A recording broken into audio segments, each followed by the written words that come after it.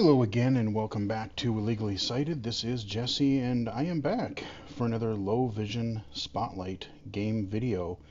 And this time we are taking a look at another piece of gaming history because the fine folks at Digital Eclipse are back at it again. And this time they have just released a gaming interactive documentary type of deal called Llamasoft, the Jeff Minter story. And if you follow the channel for any length of time the last couple of years, Digital Eclipse is doing some amazing game preservation work, not just in we have loads of retro game collections and things like that.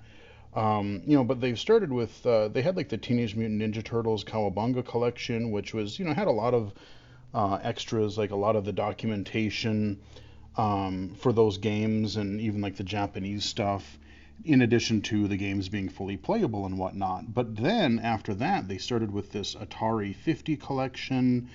They did the Karateka collection, or the making of Karateka.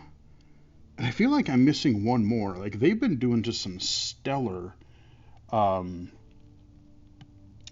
like I said, game history preservation stuff lately. And I really, really hope they continue because I love what they're doing here.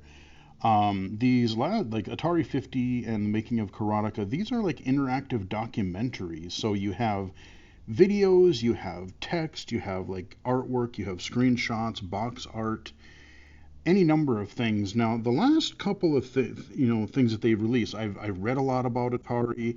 I played Atari back in the day. I've watched a couple of like documentary, like movies on Atari. So I'm, pretty, I was relatively familiar with that. I had played Karateka. That was literally my first computer game I ever played on the Apple II. So yeah, I have fond memories of that game.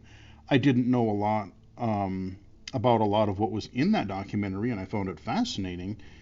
But I had some familiarity with the subject matter. Now, this Llamasoft, the Jeff Minter story, I know very little, so this is going to be kind of interesting to me.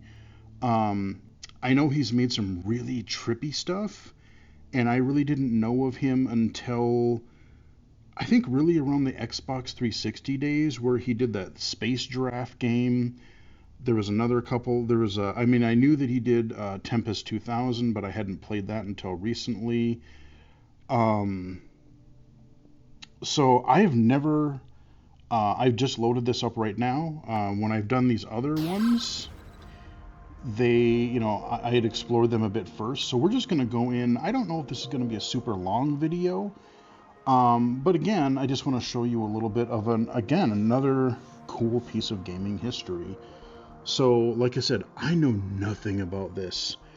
And what I will say, when this game came out, and I was also attending some of the conferences, the virtual conferences, blindness, low vision conferences the last couple of weeks as I'm recording this. And when they get these AI things like Be My Eyes and maybe other ones coming to Windows, this is a perfect example of a game that I would love to go back, like all of Digital Eclipse's games, because some of the stuff is still harder for me to see. Some of it's written in cursive, some of it is screenshots, some of it is there's just a lot of text. And so if I could just take a screenshot and not only have it read to me, but describe some of the detail that I might otherwise miss, I can see returning to these types of things. All of them, the Atari, the Ninja Turtles, the Karateka, and this one here. So what they do is the whole thing is presented in multiple timelines. So I have like these major timeline things here. So yeah, the early years, then it goes, okay, the hairy year. Okay, I don't know what some of these mean, but like I said, they got the descriptions under them. Um, The Light Fantastic. Okay. And then the fourth one, The Tempest. Okay. Yep. Oh yeah, I recognize that. That's Tempest 2000, I think. So let's go ahead and now, in addition to that, let's say that you want to play some of the games that he has. I can hit X, and it brings me right into the playable. Oh yeah, there's the Llamasoft logo. 3D. And I have never played like any of these games. I think they said there's like 40 or 40 plus games that he's done. So like I haven't played any of these. Oh wait, Centipede? I didn't realize he did Centipede, really? I mean, I have played Centipede. I actually find Centipede hard to kind of see because there's so many little weird things going on in that. Deflex V? Huh. Ratman. Okay. Super Deflex. City Bomb. Okay. Rocks 3. Turbo Flex. Abductor. That looks, boy, that is some like, that looks like some Atari art or something, like Atari cartridge art. Grid Runners.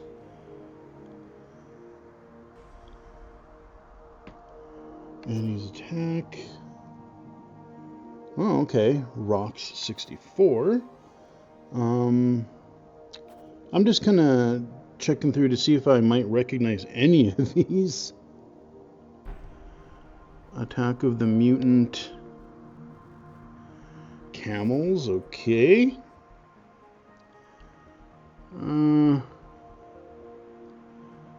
Ooh, Headbangers Heaven. I kind of want to know what that is. But yeah, I mean, so like I said, there's tons of these things. I have no clue. I have no idea what hardly any of these are. Laser Zone. So we're going to go into a couple of these, but let's go back to our so 3D. Let's go back and let's go into our timeline here. So again, just like the last couple of games, we enter our first timeline, the early years, and we get our arrow. We can go to the right here, and we get some description. Okay, we get a video, kind of an intro overview. Let's see what we got. I can't think of Jeff Minter without the word legend in my head. He's been around the industry for many years and still makes artful games that have influenced a great number of people. I always found See if I Jeff recognize any of the gameplay here. fascinating because, you know, Jeff was so distinct and he's just so unlike anyone else. Everything I know about him, yeah, his games seem really weird, one of the true iconoclasts but in kind of cool. gaming. Like, there's no one else like him. Like, if Jeff didn't exist, you'd have to invent him, right? Because someone has to be that guy. There aren't enough people like Jeff. Old computers. He is in his things. What he makes is him. What makes Jeff stand out, and what for me was the whole point of the artistry when I was younger, was this notion that it's you in the thing. It is an extension of you. It is a part of you. It is part of your character, your personality. What he's making is something he makes out of love, and that's always been present in everything that he does. I think that's just one of the things that makes the games lovely, that makes the games are so Oh, Jaguar on the on the back there. To the games. Atari Jaguar logo. Jeff from the 80s. I think he was one of the main reasons I got a Commodore 64 after having a Spectrum. After seeing, I think, Sheep in Space and Revenge of the Mutant Camels, I thought, oh hello, this is interesting. It was this lifestyle, cultural choice that he'd made, which was so different to everyone else. Everyone else was just a company or a product, and Jeff was Jeff. he was in magazines talking about his life. He was talking about what interests him, what was different about the way he approached it. He was engaging with Usually people these directly. segments are pretty Jeff short, was so I'll just let it passionate about finish. the art of making games, being himself, and if people like to pay him money to do that, fantastic. The way he dressed, it looked a bit rock starish and hippie-ish as well.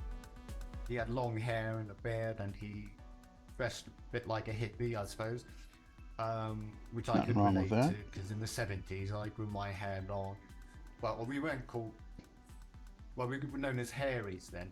They always had those Peruvian jumpers and the animals in there. Oh yeah, and the long hair and oh yeah, here he is. Here's the hippie. He had like an Afghan coat, well, sheepskin on the outside and the fluff down the front. Yeah. Oh yeah, I remember that. Very different from the other programmers that he met at those times. Very, very different.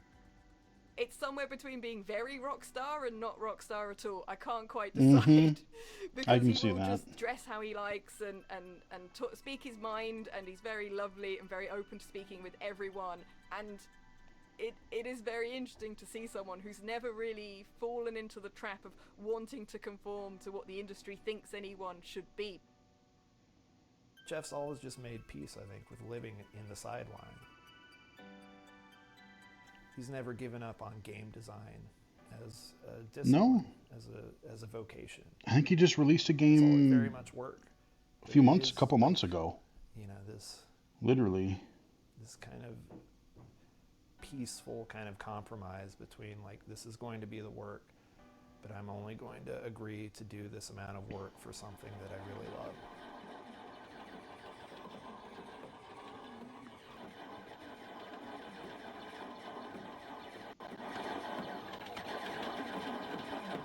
Okay. Kind of a bit tempesty when you go down into the tube. I do like the tube shooters. No, this is a lot longer than they usually are. I mean, it's cool though, because I love this video stuff. Yeah, see, I've been lucky that so far in my career I've always managed to work on stuff that I want to do, and I guess I just stubbornly want to carry on doing that, really. I don't want to sort of compromise that in order to potentially make more money or whatever. I'd Hey, say I'm definitely good for off you, my man. industry. I have kind of a tangential connection to the traditional game dev scene, I think. I want to enjoy what I do. I want to feel happy with the things that I've made, and I want to make things that I want to play with. Okay, so yeah, nice introduction, nice overview there. What little I know about his games, a lot of them have this really, like, graphically intense busyness to them. Like, they're flashy, they're wild, they're almost, some of them, like I said, I'm thinking back to that Space Giraffe game. I had no clue what the hell was going on in that game. And it, like, some of them can be borderline, like, what's the word I'm looking for? I guess I could say dangerous, because like if you have, like I said, there's so many particles and stuff flying around that it's like if you have photosensitivity issues and things like that, a lot of the games that I sort of know from him just have this really cool style, but like like I said, there's so much to them that sometimes that could be an issue, especially for like safety. So we continue to the right here, and the next thing we get, so again, we get our little bit of text here. I can hit A, and then I can get a picture with some captions. I'll let you guys pause and read that if you wish. I can zoom in and out. I can pan around the picture, so maybe I want to get a better picture of what we're looking at here. A nice, it's kind of a funky building, yeah. It's a big old house there. Okay, so we can, okay, this one, it looks, I thought we could go down, because there's little down things there. Okay, this one, maybe not, maybe that one doesn't. But this one, so we get another picture here, and I think I can, yeah, I can hit X and I can toggle the captions on and off, the kind of the picture descriptions here. So another picture. We'll back out of that. We'll go down. So you gotta watch the timeline because you're not just going left to right. Sometimes there's a lot more detail. We can go down again. We see we hit the end there. So let's head back up. We'll continue. Oh, there's an old computer. Oh, I can't hit A on that one? I was hoping I could zoom into that old computer. But again, so there's a lot of text here. That's one thing, like, I know it would add a lot of work and it would add a lot of, you know, storage space to have them narrated, but, like, you know, again, as an accessibility thing. Again, that's one of the reasons where if I find these things really fascinating, to go back and use some sort of, whether it's JAWS or NVDA or some of these, you know, upcoming Be My Eyes types of things. And, you know, if I want to learn more than just looking at the pictures and watching the movies, you know, if I want to dive into this stuff that is maybe not quite as accessible to me, some of these AI things will be really nice and helpful to do that. Okay, so now we get one. Okay, wow, yeah, that is, oh, that's the PET. Okay, the Commodore PET. I don't think my friend I had a couple friends that had a Commodore 64, but I don't know if I've ever used a PET. Huh. Okay. It's kind of weird and angular.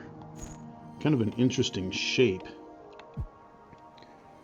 Okay, so now we get, looks like a space theme type of thing here. Yep.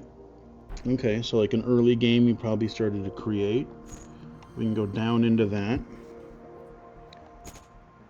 Some more stuff there. Okay. And so yeah, let's just go ahead and back out. Let's go down, and I'll just take a look at the next phase a little bit here. Okay, so there's Jeff again. Little UK mug. Mug looks like tea in it or something. Alright, fair enough. Hey, why not? More pictures. Let's zoom into that. Abductor. Okay. That's some interesting artwork. Okay. And I think you can go right in and... Oh, what is this? Abductor cassette tape. Oh, yeah, okay. Can I rotate? Oh, yeah, I can. I can rotate. Yeah, I can look at it. It's like a full 3D cassette tape here. Yeah, there we go. Okay. And a lot of times, like, you can go in and you can literally launch the games if they talk about a certain game. You can go in and launch the game in place. You know, like, oh, this is what they're actually talking about. Oh, I remember that old keyboard. I remember that thing. Man. I don't remember what those buttons were on the right side there. I can't quite see them. But, okay, yeah, so we got more. Okay, rocks. I remember seeing that in the list. Can't go down. But yeah, I mean, so you get the idea. Like I said, I've done videos on the Atari one, the making of Karateka. It's a very, very similar format, which I think overall works well. Again, I don't know a lot about this particular topic or this particular person in this case. And I've, heard a couple people talking about on a couple of podcast reviews and stuff, and they say they wish it was a little bit more detailed, or it stops like somewhere in the 90s, so it doesn't really go up to present as far as I know. But like I said, I love this for gaming preservation. I love this for gaming history.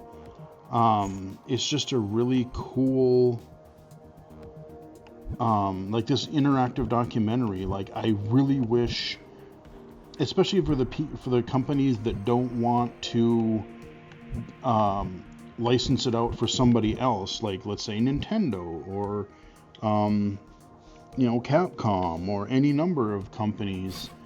I wish that they would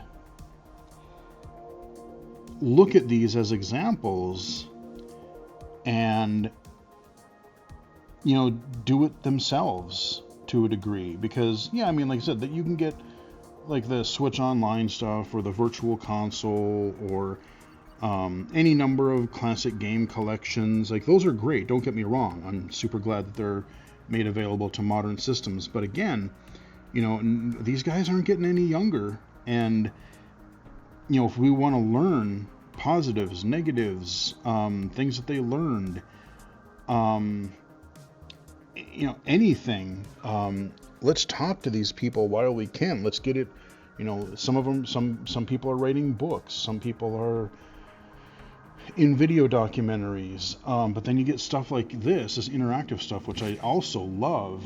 And like, I really want not only the games, but some of the stories and history preserved. So let's just go into the first game here. And here's the thing, is I have no idea how to play any of these things. Okay, I'm just a bunch of text. I don't know. Whoa, what the hell is going on? Oh, wait, what the hell? Oh, dude, it's like a first-person slideshow, like, thing. Direction...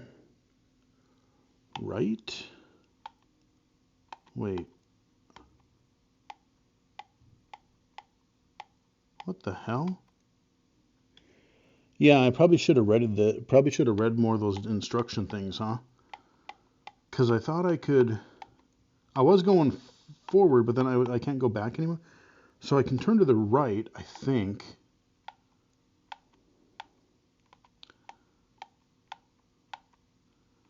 Oh wow, this is okay, so I can't, yeah, that's a little thing that says I can't go in that direction. I don't even think there's any sound to this. This is trippy as hell, man. Oh, okay.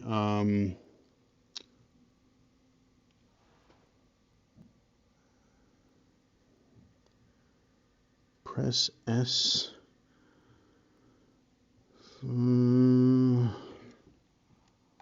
What? So, okay, so I can do computery things. I don't know, man. I have no idea.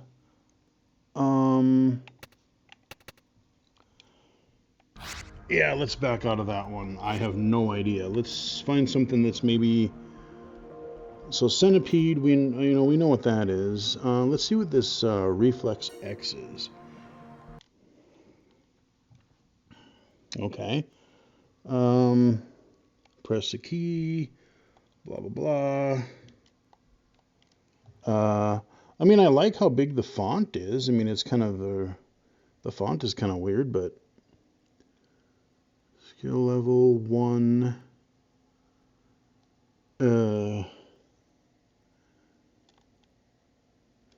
Sure. I'm playing this with a controller, so I have no clue. Moving target. No, I don't know. What the hell?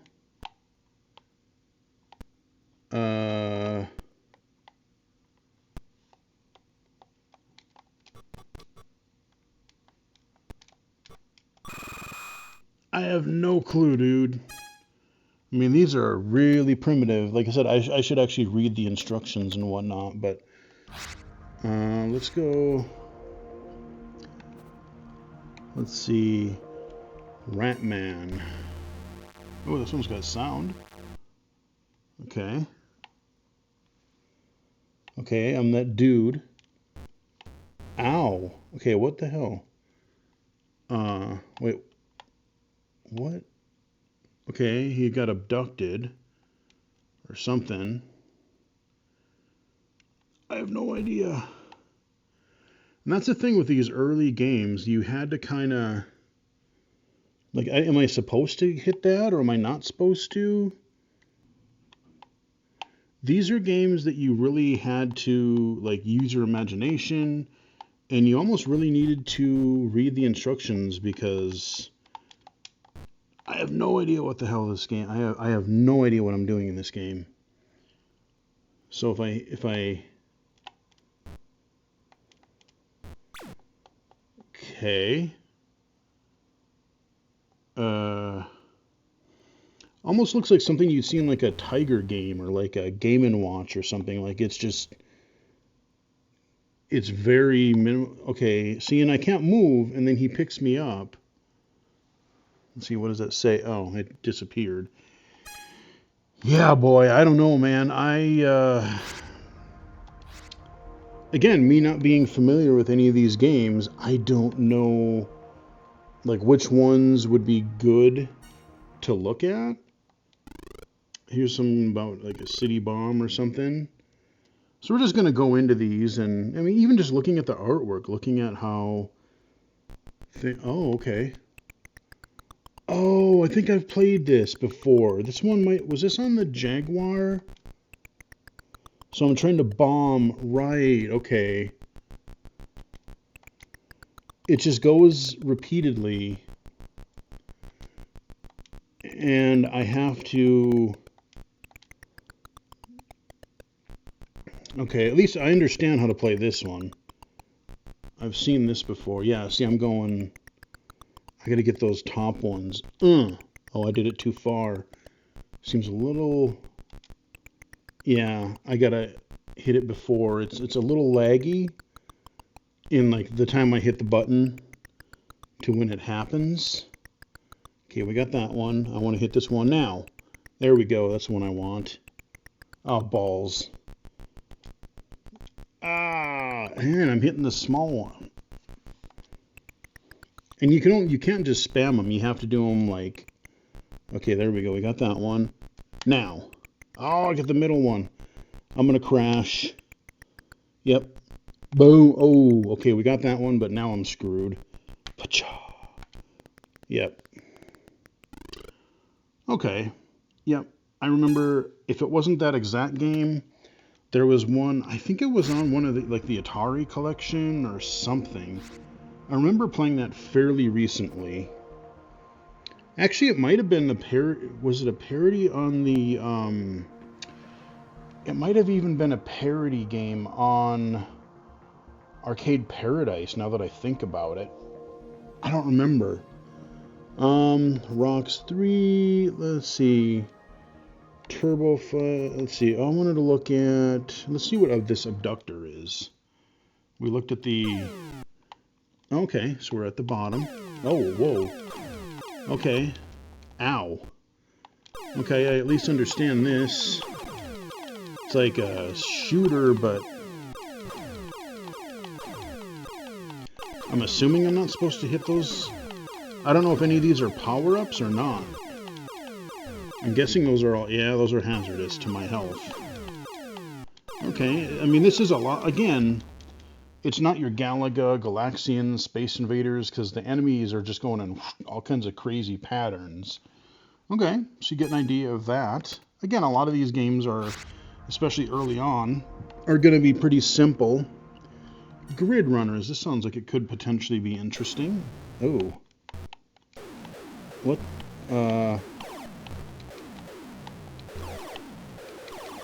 Okay, I'm that guy, but what? Is there an AI guy on the bottom too? Because I'm moving, but then there's this other thing moving back and forth. Wow, this is, like I said, all these have a bit of chaos to them. Like, they have familiarity, but there's just something a little... What the hell? I got lightninged or something.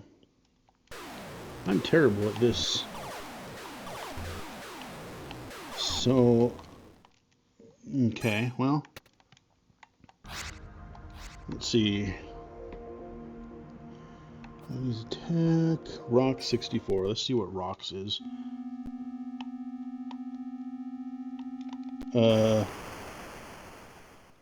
Okay. What? I don't know what. Okay. I don't even know what I was doing.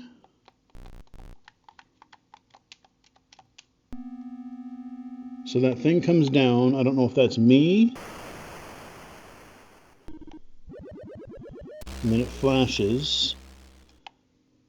And then I have no clue. No idea. Let's see, what else do we got? Grid Runner. Oh, must be a different platform. Attack of the Mutant Camels. They mentioned this one in that document, or in that first video. So we'll take a look at it.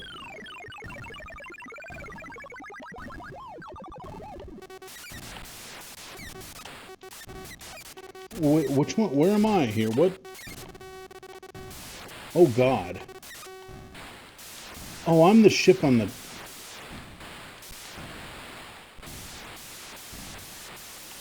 Oh, it's like a... So every time I go forward, it... Oh, it's kind of like that Star Wars Atari game where you were shooting down the AT-ATs. But you're trying to kill... Okay. Okay. It's weird because, like, you'll move and then it kind of goes back to the edge of the screen again. Okay. Yeah, I kind of get it. Interesting. Again, there's so many of these little games. I want to at least show you a few of them. Oh, this is the one I wanted to see, this Headbangers thing. When I think of Headbangers, I think of metal. I highly doubt that's what this is going to be about, but no clue. Okay, we got 4 squares. And then things falling. What in the hell?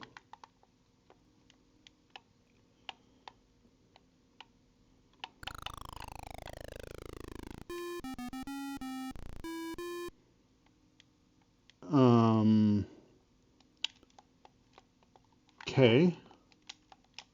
How do I... Okay. So am I that dude on the bottom? That's the thing about these games. Oh, but you can't... I can't move. Like, he only moves when he wants to. Am I supposed to not get hit by them? I don't know. You know, that's the thing. These early games, if you want to figure out... I think you're... Okay. I have a feeling you're supposed to evade whatever all this crap is falling. Move! Okay, you really got to hold it down, I think. Okay, you can't just hit it. You got to hold down the D-pad or your analog. Okay, so you got these shields. And I think... Yeah, you just... Oh, I'm boned now. Okay, let me get away from you. Yeah, I think you're supposed to evade all these things. Oh, I'm fricked. Okay, nope. Okay, got away. I mean, it's dead simple in concept, but look at how many sprites there. Oh, okay, and let me get away. No, get away from me.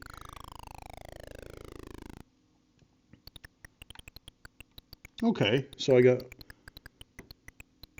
Oh, okay, game over. Oh, okay. God, look at the way that refreshes. Look at how it just fills in like one on a line at a time. Wow. Okay. Well, at least a couple of you actually understood how to play or figured it out. Alright, let's see what else we got here. Grid Runner, another one of those. Laser Zone. We like lasers. Let's see what we got here. Okay. Okay, we hit that. What is this thing up here? Okay, I shoot that. So there... Wait a minute. There's ships on the side. What the hell? So I'm on the bottom, but then there's these... like things going up and down the sides that occasionally shoot. I don't know what the significance of those are. So I'm shooting the things I see in the middle when they come up. Shoot that guy, and that guy. And that guy. Come here, buddy. Get your ass over here. Okay, so apparently I shot something I wasn't supposed to, or... I don't know, I mean, it's playable. It's... Once I figure out all the rules... Like I said, I'm assuming I'm supposed to shoot, or maybe there's ones I'm supposed to shoot and ones I'm not? See, then there's this thing. Huh, I'm not sure, but let's go ahead and look at another one here. So far, it's all really older games. I'm kind of curious to go, you know, when we get, so we got, okay, we got more Grid Runner stuff here. So we got like Matrix Grid Runner 2. Seems like we got some ports of that. Laser Zone, again.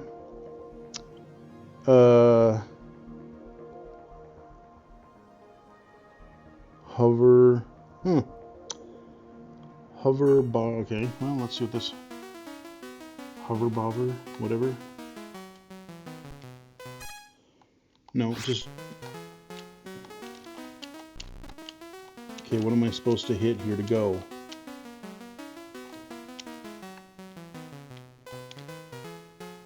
Okay, it's supposed to be some story here or something. A little animation, a little dude walking around. I'm not controlling them.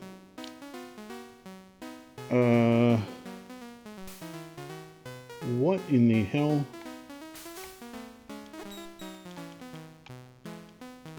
I have no idea what I... See, that's the thing is, especially, I think a lot of these were old computer games. And figuring out how they were adapted to play on a controller, because this is available on consoles as well. This isn't just a PC collection. You can get this, I think, on all of your Xbox and your Switches, PlayStation. Alright, I have no idea what's going on with that one.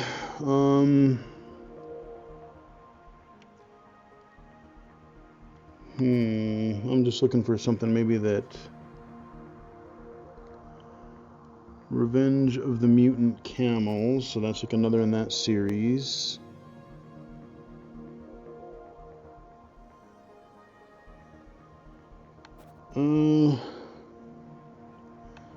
Couple ports of that. Sheep in Space. I remember they mentioned this one too.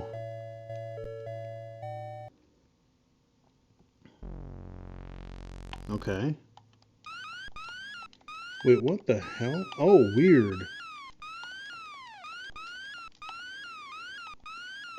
I'm trying, let's see, how do I explain this? Like when I hit right, it pushes you to the left of the screen and then vice versa. Like, okay, I'm supposed to shoot stuff, I think. Can I, what if I...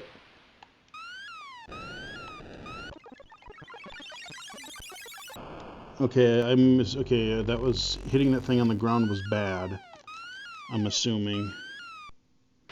So by default, he wants to go left if I hit nothing. But if I go to the right, or if I hit right on the analog stick, he'll go to the right, but it pans it. This is weird. I mean, again, I've played like Choplifter, Chopper Command. It's kind of got those sort of vibes to it. I don't exactly know what I'm supposed to be doing. I think I hit the border because there's nothing on the ground anymore. I like that noise. Okay, so, okay, sheep something, sheep in space. Okay, another one of those, mutant camels, meta. So there's a lot of duplicates in here. Again, the Atari one had that too, because you get things on the, you know, Atari 2600, 5200, 7800. I just want to see...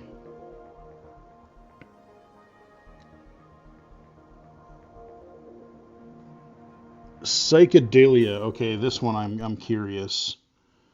This is where the graphics are getting a little better, so they can try to be a little more trippy, probably. So let's see. Okay, we got a. What are we doing?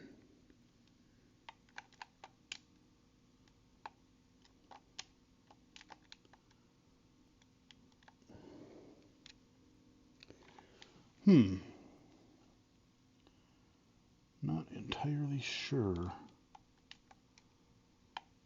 Okay, we moving this around. Oh, okay. Oh, is it just like a visualizer thing? So it's like an early, so I got this cursor, and if I hit A, it does like a little like lighting cross-shaped thing. And then if I move them around, okay, I mean, really, you might think it's a little primitive now, but I can see this kind of blowing my mind. I mean, like how fast all these little squares are moving around and like they're blending the colors together. This is kind of cool. Like this is, I mean, from a technical standpoint, this is pretty rad. Because I can go to the left here, and it has, it doesn't just move to the left. It's got like two different pieces. And so when I do it, it duplicates it. So it's like, oh, I want to go to the left, and it mirrors the same thing happening on the other side of the screen. No sound. But yeah, this is a neat little visualizer. Like there is something kind of cool to this. Kind of reminds me of the graphics, the tech demos that they would have. I remember I got introduced to those in the mid 90s through a friend of mine. Like I think I've talked about them on the channel. I think I even did a video on a few of them, like from the Future Crew and stuff like that. So yeah, I mean, this is kind of neat actually. Okay, so that's more like a tech demo thing, at least as far as I can tell.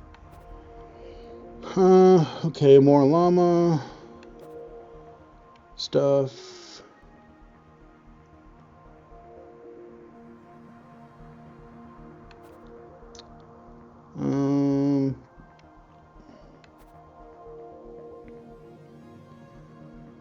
Alpha.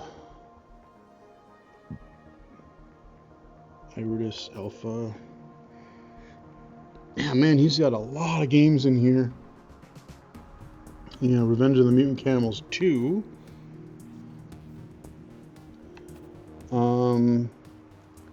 Okay, Super Grid Runner again. Ooh, we got a floppy.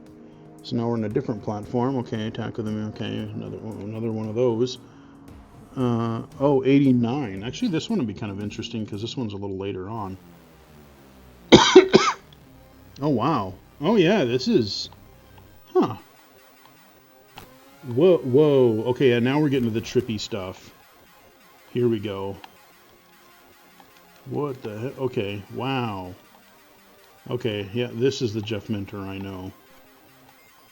Some crazy stuff going on. Oh, wait, can I not hit that? Oh, I bounce off.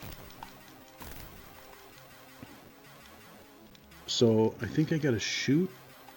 Do I gotta shoot, though? No? See, I can't tell. There's, like, the cloud stuff, I think, up here that I can go through. And then there's some stuff I'm supposed to shoot. Okay, that's the sun, I think. No, I have no idea what the hell I'm doing in this game. I mean, it looks cool. But I'm not sure. But yeah, you see now that we're getting more powerful hardware, now we're getting more of the stuff that I would kind of come to expect. Yeah, so that's kind of cool. All right, we'll quit that one. So yeah, let's move forward here.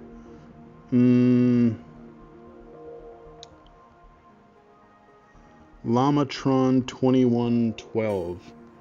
This sounds like it could be just rather trippy. Okay. Llamatron. That's kind of a cool name. So is this... What in the hell?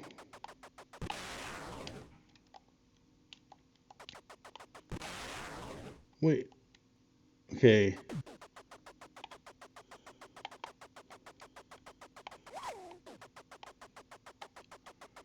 Wait, I was... Okay, why am I... Okay, now I'm at the bottom. Oh, I can use my right analog... Oh, it's a dual stick shooter. Okay, I'm like, why can't I only shoot in one direction? Okay. Got it. This is kind of cool, actually.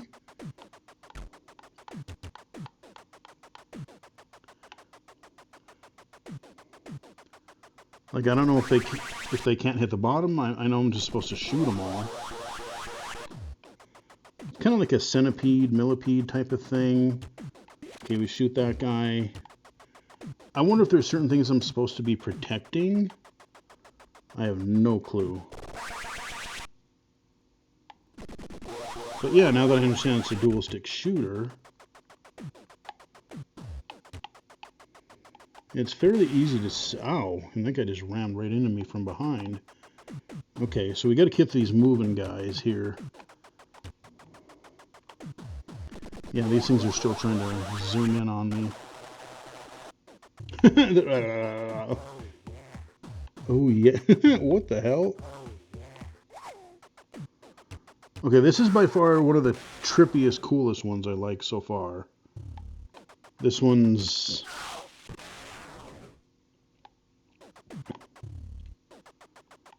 There's something here. It's weird, but there's something here to this one. Like, I understand how to play it, kind of. And it's got all kinds of weird sound effects that I like.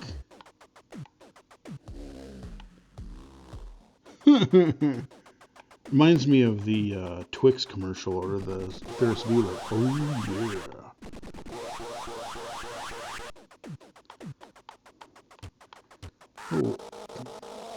Oh, you're...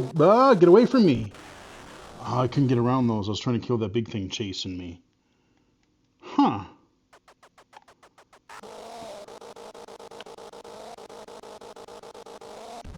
Oh, I got him, though. I died.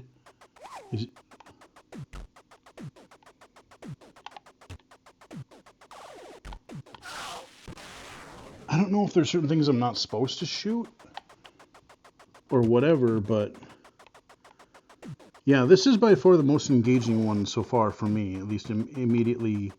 Like, oh, okay, yeah, dual stick shooter, weird stuff going on, and that guy he just jams right up on you. Do I have infinite lives or what here? That's what I don't understand. Like, do I have... Because I've died well more than 3 to 5 times. Okay, I can't hit the border.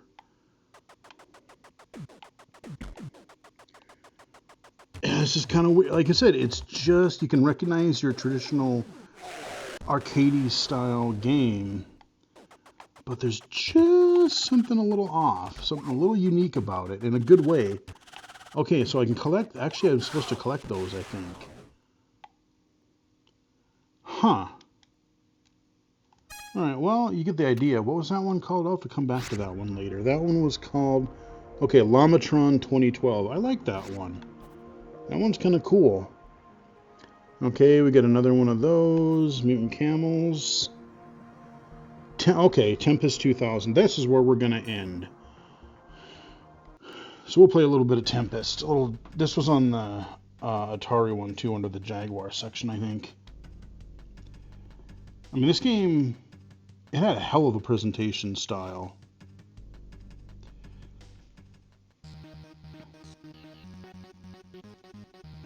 Yep, so this one, it's like you're on the outside of the tube and you're shooting dudes that are coming out of it. And it had a really, especially if you, oh god, I gotta remember how the hell this controls. Like, because you're going around the circle, and sometimes it feels like counterintuitive. It's like, oh, which way am I? Oh, geez. See, it's almost like it's backwards. Like I'm hitting right and I'm going left. I don't know. Oh, unless I got a power-up that inverted them. Because... Oh, it's so weak. Okay, I beat that level, I think. But yeah, if you like techno, I remember this game actually had a pretty cool soundtrack. This electronica style music. There you go, kill that guy. Oh geez, that guy escaped. Now get him.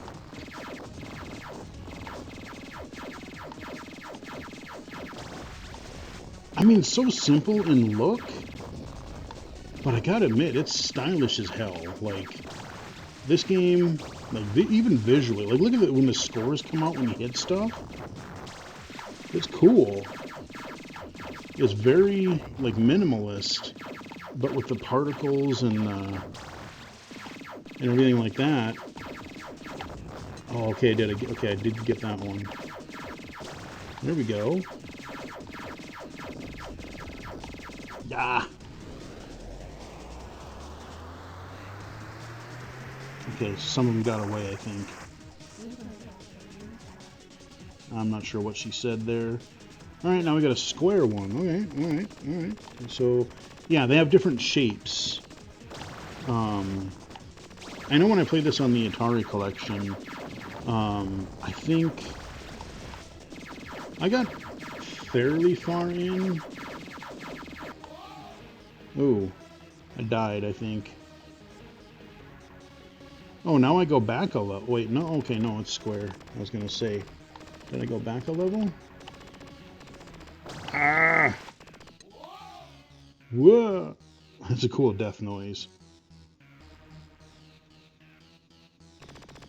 Again, this just so reminds me of the demo scene. I'm almost positive I did a video on that. Because you can look up a lot of the demos that you used to run them on your computer. You know, it was like, basically they were tech demos of like, look at what this like older hardware, when we write directly to it, what we can make it do graphically, audibly. And you can find a lot of those videos just on YouTube now. Like I said, a lot of the Future Crew ones, like look up Future Crew, Second Reality, Panic. I'm trying to remember the Product was another really cool one. They had a couple of them. Those were early 2000s. And they would do these demos in like, you know, just a few K of memory. But yeah, I didn't go through all of these things, but I think once I went through the timeline and really got to, you know, learn more about the games and learn more about, you know, Jeff Mentor in general, some of these would make a lot more sense to me. I'd get a little bit more context into like what the game was, what he was trying to do. And so again, that's why, like, if this was just a collection of like, oh, here's the 40 games or whatever, I probably wouldn't get a lot out of it. Like, yeah, I found a couple, maybe 3 to 5 that I really kind of got hooked on a little bit, or that I could see myself playing off and on. But it really wouldn't do much for me. But because they have this whole historical documentary thing going on around it, now I can be like, oh, okay, now I understand, like, oh, he was trying to do something with a graphical technique or a gameplay idea, or, you know, maybe there's a scenario a company wanted him to make a game. I don't know. But when I learn all the stuff around it, then I'm like, oh, I do kind of want to learn. I want to play this now because I understand what they were trying to do. So yeah, I love what Digital Eclipse is doing. And I'm very curious to see what is going to be next in their Gold Master series, I think is what they're calling these, the making of Karateka and the Jeff Mentor story here, Llamasoft. Again, ended up being a little longer than I thought, but I figured, you know, I didn't want to give too much away in the video and the timeline stuff, not to mention potential copyright issues, but I just wanted to, you know, go through some of the games, and because I'm not familiar with them either, so show you guys some of that stuff.